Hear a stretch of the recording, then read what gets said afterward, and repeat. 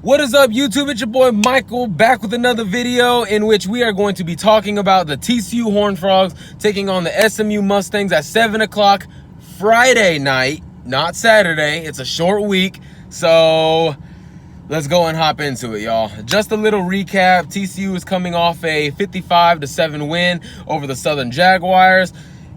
SMU is coming off a pretty embarrassing loss in which they gave up 46 points to UNT, University of North Texas. SMU also scored 23 points alone in the fourth quarter. Not sure what to take away from that, but they do have the ability to score nonetheless. I know Sonny Dykes, their new head coach, who was the TCU offensive analyst last season, he is now the head coach there. And I know he's known for his offense. He was formerly at California before coming to TCU and then SMU. So, you know, California has had some good offenses. What I saw from that game was just a little bit. You know, I only watched a little bit of it. The offensive line looks a little bit suspect. The defense doesn't look as fast as they were last year. But on the offensive side, they still have speed. I will say they still have speed that can potentially give TCU problems. You know, if we're having missed assignments, missed tackling, it will cause us problems. Ben Hicks returns at quarterback for the SMU Mustangs. I believe he's a junior from Waco Midway, Texas. You know, I saw him play my alumni a couple of times in high school. So definitely, I also think I think me and Ben Hicks actually graduated the same year actually. But you know, he returns at quarterback for the SMU Mustangs. At running back is another speedy guy. His name is Braden West. Braden West is I believe he's a junior running back who is a senior running back. I'm sorry, he is the senior running back who is really shifty. Don't get me wrong. He may be playing for like the American Conference team like SMU, but he is a shifty running back nonetheless. He has speed. When he gets in the open field, kind of tough to track him down. When it comes to the outside, look no further than James Prochet. This guy has also a lot of speed. When he gets in the open field, good luck. Good luck. I expect Jeff Gladney to be following him whichever way he goes. And also, you know, the offensive line for SMU, I just think they just might get manhandled on Friday. That's just what I'm thinking right now. Sorry to all you SMU fans. But going to TCU side of the ball, you know, we got Sean Robinson at quarterback. And against Southern, he accounted for 5 touchdowns, 2 rushing, 3 passing. We're 3 deep at running back. We got Shewa Olanalua, Justin Anderson, and DeMarcado. We got 3 guys, and we're also like 8 to 10 deep at wide receiver. We got speed on the offensive side of the ball. When it comes to the offensive line, we're big, we're tough, we're strong. We don't get beat easily. I love this offensive line, although we are returning like 3-4 new faces on this offensive line, but at the same time, I think it's really an overrated question mark for TCU because everyone's always saying they have a lot of turnover on the offensive side of the ball. You don't know how good that offensive line is going to be. You know, just because you lose so much, just because you lose seniors doesn't mean that you're not going to get production, that you're not going to get quality play from guys behind them. I mean, some people don't know this, but in the past 2 Super Bowls, TCU has had an offensive lineman start for the Super Bowl winning team. I mean, Marcus Cannon started for New England when they defeated Atlanta, and Big V, I'm not even going to attempt that name, but Big V started for the Philadelphia Eagles at left tackle last season. So, you know, TCU has great linemen. Chris Thompson, our offensive line coach, he's great. He's one of the best in the country at offensive lines, all right?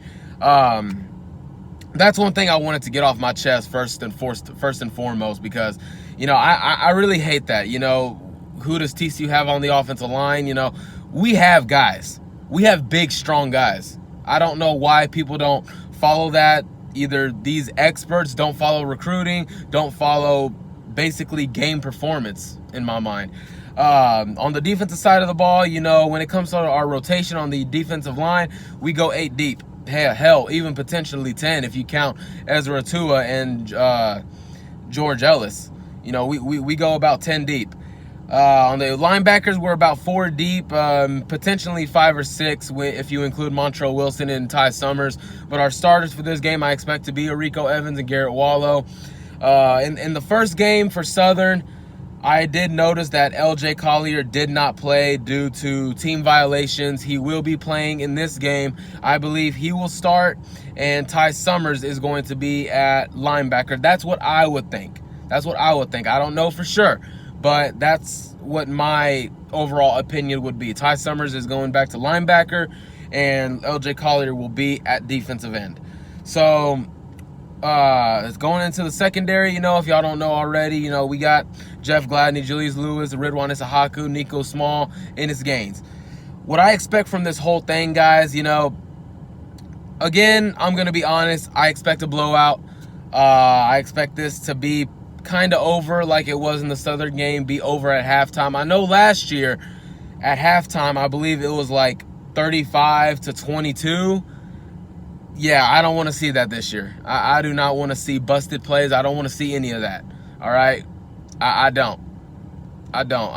We might, because we're so young. You know, maybe y'all don't know, but on Saturday against Southern, TCU dressed 47 walk-on freshmen, redshirt freshmen, true freshmen. 47, guys. 47. When it comes to the 2 deep on defense, we are young. If those guys come in, then yes, maybe they might allow some big plays. Maybe, because they're so young and inexperienced. But just like Gary Patterson said, there's nothing better than learning and winning. You got to learn. You got to get better. So with a game under their belt, I hope they can come out here and make some plays. Now, for defense, to be honest, I expect us to completely shut down public enemy number 1. I believe is Braden West. You know, he's a shifty running back. He can get in between the tackles. Even though he doesn't have much to work with on the offensive line, he can get in between. He can make a play. Keeping on the receivers, we know they have speed. We know they are shifty. We know that they got great hands. But I expect our linebackers, I expect our safeties to double down on those guys. I expect Julius Lewis and Noah Daniels, Jeff Gladney to keep things on lockdown. Guys, honestly, I'm just hoping and just, in my opinion, thinking this is going to be an all-out blowout. I expect Sean Robinson to play a little bit into the second half, to continue to get a vibe for the offense. But also, I want to see Sonny Cumbie open up the playbook more. I want to see him open it up more and see if Sean Robinson can get some of those passes back that, you know, he kind of left on the field against Southern. You know, 2 overthrown balls for Jalen Rager, wide open Jerrison Stewart in the end zone. He underthrew him big time. He was wide open, guys. I'm talking the closest defender was like 15 yards away. Like, he missed him. I want to see him open it up. Go deep more. Go deep more. Because you're going to want to do that against Ohio State, against Texas. Because Ohio State and then Texas, yeah, we're not going to be at Amon G. Carter for the next month or so. Because we're about to be on the road at SMU, be at Jerry World for Ohio State, be on the road against Texas, and then we're at home for Iowa State. So we gotta get in a rhythm on offense. I like the quick passes, the out routes. You know, I loved it. We did the things we were supposed to do. But now I want to see it, you know, progress. I want to see some more quarterback designed runs. I want to see some more zone runs. I want to see, you know, maybe some trick plays. That's what I want to see, guys. I want to see Sonny Cumbie open up the playbook a little bit more. Not too much, because, you know, you don't want to show Ohio State or Texas too much, you know. But that's just what I expect. When it comes to the final score prediction, guys, I am going to go ahead and go with TCU 63, SMU 7. I'm going to go ahead and go with that, guys, because right now I have expectations and I have standards for this defense as well as this offense. I see the talent that is on both sides, and I try and put it together and put expectations and also a prediction into it. 63-7. You know what? Maybe, okay, so 63-14. How about that? 63-14, because they're still SMU. They might even get a touchdown in garbage time. Who knows? I know Gary Patterson won't allow it. I know he still coaches from kickoff to the final second in the fourth quarter. So that's really it for that. Going a little bit around the Big 12, Oklahoma will face UCLA, the Chip Kelly offense. I'm really, and it's on a Saturday, so I'm going to be able to watch a little bit of it depending on, I also have to work that day, so hopefully I don't miss a lot of it. But also what I want to see is mainly, of course, I'm not worried about the Oklahoma offense. I'm just not. I'm worried about their defense. What can they do? When it comes to the run defense, they look respectable. They look really good. But you did play Florida Atlantic, and they just looked like they just didn't belong. They just didn't. So I'm going to need more. I'm going to need more, okay? I don't want to sound like a hypocrite or anything. It's like the same thing for my TCU Horned Frogs. I need to see more so that way I can have confidence against – I have confidence against Texas. Trust me, I have that. But still, it's early in the season. We're about to be 1-1 or 2-0. All right? We beat Ohio State. College playoff implications grow big time. All right? We're still going for it. Even though we're not expected to be in the New Year's Six or be in the playoff, we come into every season looking to win a championship. No ifs, ands, or buts about it. That's why you play the game. That's why you came to TCU. That's why you came to Oklahoma. That's why you chose us, because you want to win. And that's what we're going to try and do. All right? Because I need to see more from this Oklahoma defense. I have to. They are very young in the secondary. Now, those young guys like Trey Norwood and Motley, they got playing time last year. I remember, I believe it was Trey Norwood that got thrown into the starting corner spot against TCU the first time around in Norman, if I remember correctly.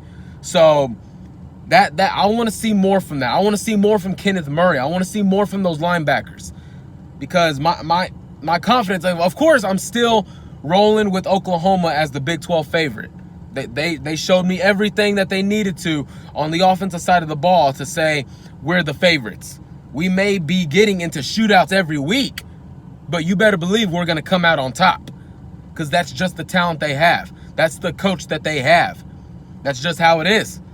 And, of course, to the playoff committee, that's not going to look very good, because I think we all remember how that playoff game against Georgia went. You have no doubt about the offense, but that defense, man, you have to have a defense if you want to win a championship, especially when you're in the Big 12. I don't blame people when they say, Big 12, they don't have defense. I don't necessarily blame them, but it's also overrated when they say that.